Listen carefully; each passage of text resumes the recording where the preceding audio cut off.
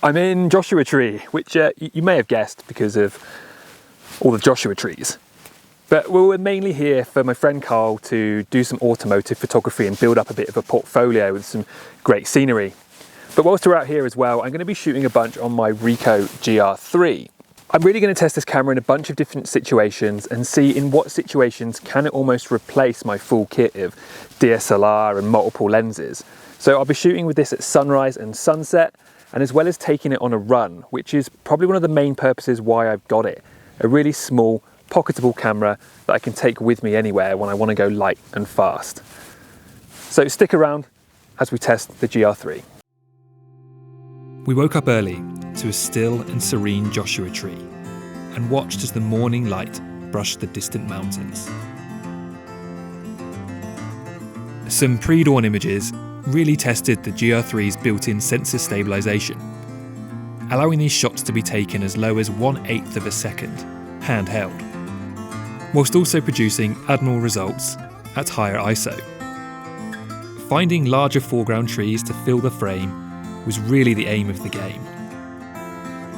I did, however, find myself reaching for my Canon and the 70-200 to allow me to compress those mountains and isolate subjects.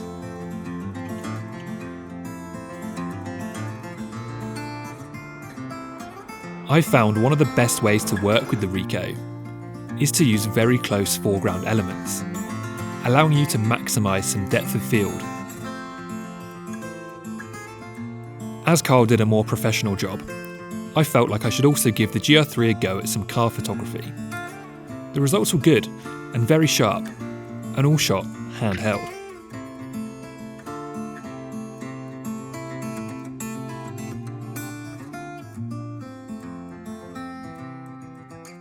Right, I just wanted to jump in really quickly there, as I don't feel I really did the GR3 justice when it comes to the sunset and sunrise kind of landscape pictures that I got on this trip.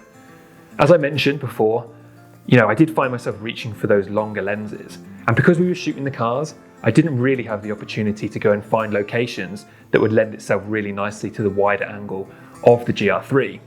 However, I have been on a couple of other trips in the past where the camera has really come into its own. And these have been trips where I didn't actually take full camera gear with me. The first being when I went to Tofino. I was actually working out in Tofino, not photography related at all, and I didn't have room to take a lot of gear with me. So at the last minute, I slipped the Ricoh GR3 into my pocket, and then when I was there at sunset, I went for a couple of walks on the beach, and I got some really nice results. The discrete package of the GR3 allows you to take pictures unnoticed. I found now that I'm much more often including strangers in landscapes with this camera. It's much less intrusive than pointing a DSLR in someone's direction. And again, the IBIS allowing for handheld longer exposures to capture some pretty good water movement. Secondly, was a hike that I did with my dad. This was when I was back in the UK and we were doing part of the coastline, the British coastline. And I knew the weather wasn't going to be the best. I knew I wasn't going to be there for a sunset or sunrise, so I kind of felt it didn't really justify me taking all my gear. I didn't really fancy lugging around a heavy camera for the whole trip. So again, popped the GR3 in my pocket and I got some good pictures. The Ricoh GR3 will come with me on a lot of occasions and help me document those trips that I may sometimes just not bother with.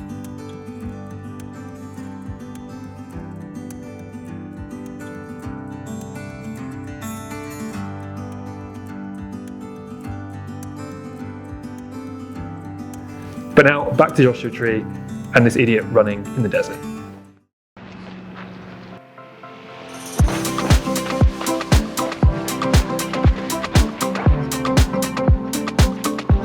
It's very, very hot today. It says it's 20 degrees, but it's definitely more like 30.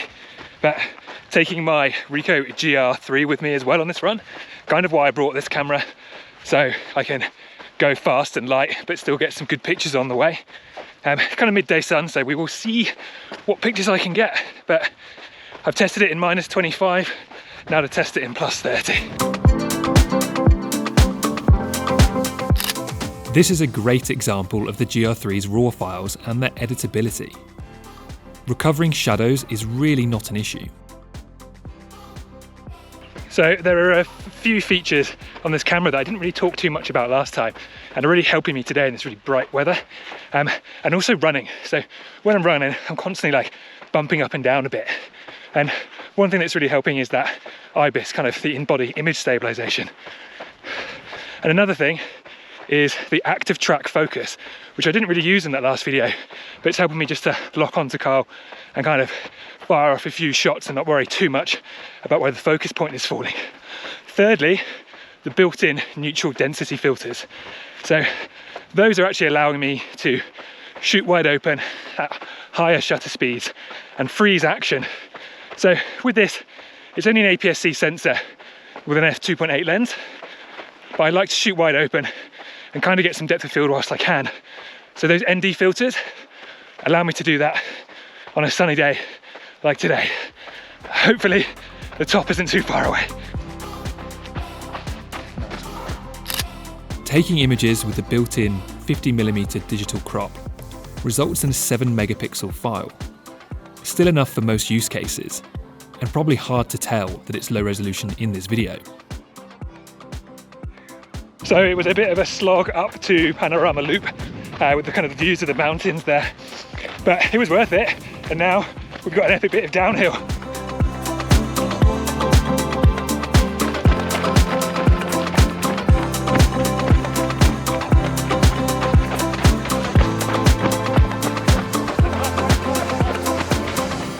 Now I'm going downhill, maybe I'll talk a little bit more about the active tracking. So the active tracking focus was what I didn't use when I was out splitboarding last time, but it does like an okay job. You kind of set the point and then you can hold the button, like the shutter button down, and it will just kind of fire off multiple shots if you're in that mode. And like, I suppose what it is because it's an APS-C sensor and I can only go to 2.8, which is the widest aperture. It's never super noticeable if you don't quite hit the focus, because realistically, a lot of stuff is all in focus unless you get it really close to the camera. The only thing I would say is, like, in that burst mode, it's hard to tell if the active track is working because there is screen blackout. So every time you take a picture, it disappears. You don't necessarily see the green kind of square pop up again. So it can be hard to tell if it is working, but it seems to be okay. I'll throw a few pictures up to show you what I mean. As Carl approaches, the focus doesn't really fully track.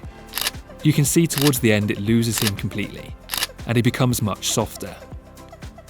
But given the maximum aperture and sensor size, is it even barely noticeable in the full image? Honestly, that sand and uphill you're kind of complaining about on the way up has just made the down so much fun. So is the GR3 fit for purpose? Or I suppose more so fit for the purpose that I bought it for, really to take on these runs. And I think in all honesty, it might not be perfect, like it's not the best for tracking shots. And obviously it would be great to have longer lenses and wider lenses and bigger apertures, but it's that freedom of less, I suppose, is what it is. It's a camera that I always take with me, just throw in my pocket. Very nearly ate shit pretty badly then. But is it the perfect camera for this? I mean, ideally, obviously, I'd have those longer lenses, those wider apertures, but it's so pocketable and it's so easy to take with me that there's no doubt in my mind, should I bring it on a run? Yeah, 100%. Bring it. If there's a good photo opportunity, it's there and you can use it. And honestly, the raw files that come out of this camera are just really good, really sharp, really easy to edit, great dynamic range. And for me, that makes it much better than a phone. If I take pictures on my phone, they stay on my phone. Maybe they make it to Instagram. If I take pictures on a camera, the memory card goes into my computer, they get some love in Lightroom, and then they get uploaded or they get printed. So on that basis alone, it's worth it and worth bringing along as well as or instead of your phone. I suppose what I've noticed over the last couple of days shooting here in Joshua Tree is that this landscape really lends itself to longer lenses where you can isolate subjects and isolate trees. And you know, you've got these kind of peaks behind, but even now this is probably 28mm and you can kind of barely see them. So in that regard, the Ricoh GR3 has struggled, and there's been times where I've wished I'd had that longer lens. And even out on that run, I was kind of like, oh, I wish I had 200mm just so I could shoot some compressed kind of layers of the mountains from the top of the run. But at the end of the day, I'm not going to take kit like that with me on a run. So I need to shift my mind a bit from, oh, I'm missing out because I haven't got my longer lenses with me, to I'm actually getting shots because I have my GR3 with me in situations where I wouldn't be able to take all my kit. So that's what the Ricoh really is for me. It's a discreet, lightweight, small package that I can really take anywhere. And a lot of the time I'll probably have my bigger kit with me as well as the Ricoh in my pocket. But at the end of the day, I can take this where I can't take my DSLR and all my multiple lenses. So if I'm ever in doubt, thinking, have I got enough room or have I got enough weight to take a camera with me? The answer is always yes. And it's take the Ricoh GR3.